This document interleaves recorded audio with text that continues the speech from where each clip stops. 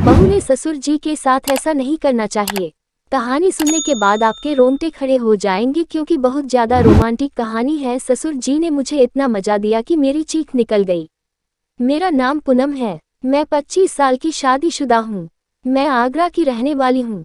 मेरी शादी पिछले साल ही हुई थी। कुछ दिन पहले ही की बात है। एक रात को मुझे प्यास लगी तो मैं उठी और रसोई में जाने लगी। अभी मेरा ध्यान ससुर जी के कमरे की ओर गया तो मैंने देखा कि उनके रूम की लाइट जल रही थी। मैंने सोचा कि इतनी रात को ससुर जी क्यों जाग रहे हैं कि मेरे ससुर जी अपना हाथ जगन्नाथ की कहावत आजमा रहे थे और मजे ले रहे थे। उनकी उम्र 55 के करीब होगी। उनकी लंबाई 5 फुट 10 इंच है। मेरी सास की मृत्यु बहुत समय पहले हो गई थी। इसी वजह से ससुर जी सास की याद में काफी साल में सब कर रहे थे। आंखें बंद किए लगातार अपना काम किए जा रहे थे। मैं तो सन्न रह गई। उन्हें ऐसे देखकर मेरे अंदर की ख्वाहिश जागने लगी।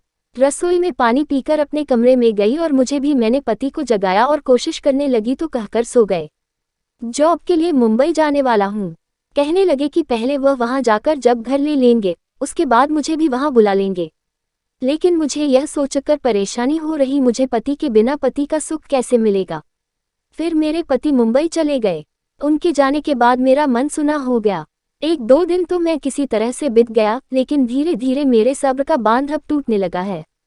ससुर जी मेरे दिमाग में घूमने लगे क्योंकि मैं ससुर जी को जब से मैंने देखा था तब से ससुर जी के बारे में सोचती रहती थी।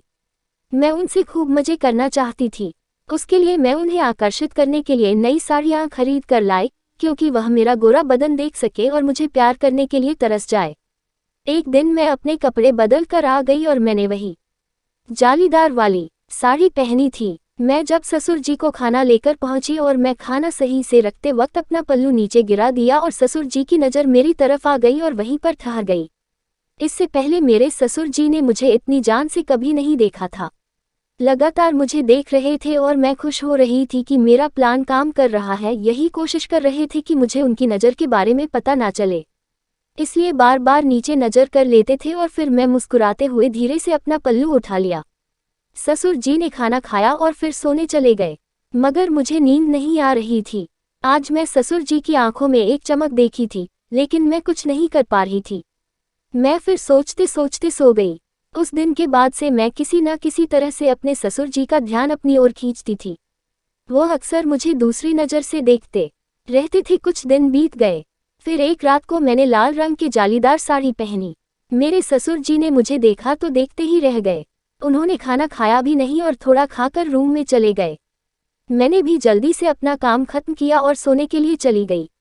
मगर मैं बेचैन हूँ। ससुर जी बहुत ताव में है।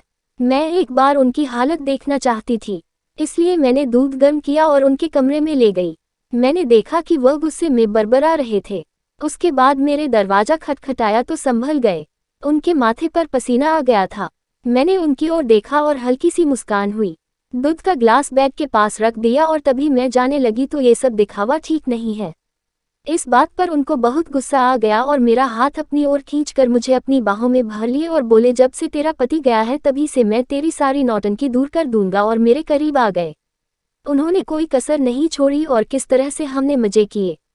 ससुर जी का आज मुझे बहुत अच्छा लगा। मुझे उम्मीद से कहीं ज़्यादा मिल गया था। कहानी अच्छी लगे तो चैनल को सब्सक्राइब जरूर करें और वीडियो को लाइक और शेयर करना ना भूलें और छोटी वॉइस से चैनल को सपोर्ट करें।